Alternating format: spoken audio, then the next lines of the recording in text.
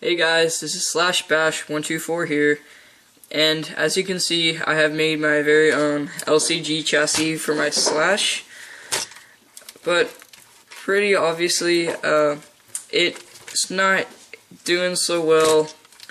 I ran it again today as a second test, and it doesn't hold together very well. It bends a lot right there. Although I do have these two braces here and these two here.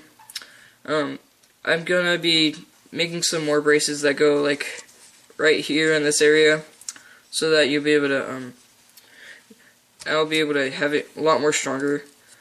Before I had these sides bent up, but I was racing it on a track, my own built track, and earlier, and it did bend itself, and these bends at the side kind of flattened out a little bit more. So I will be changing that.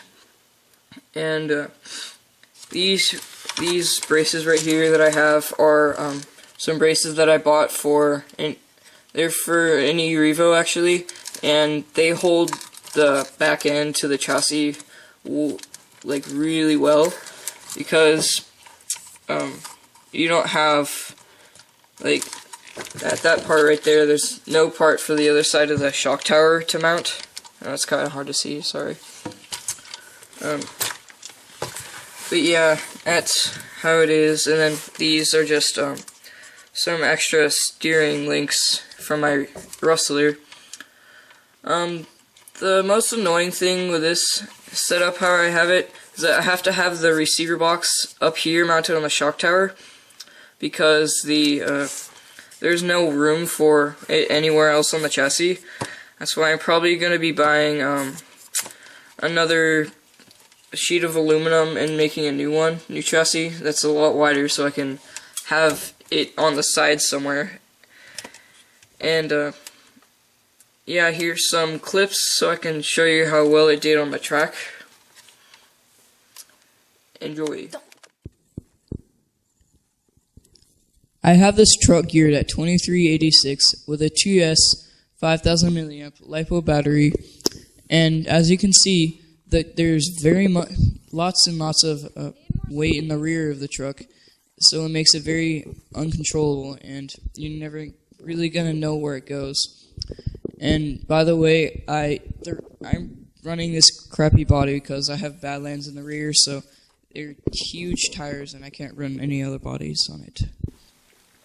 So there are definitely a few changes I'm going to be making on this truck. First of all, I'm going to be buying, as mentioned earlier, buying a new aluminum sheet so I can make a whole new chassis, and then I'll mount the receiver box, darn thing, and I'll mount it down here so that there won't be as much weight in the rear, and it'll have a little bit better control.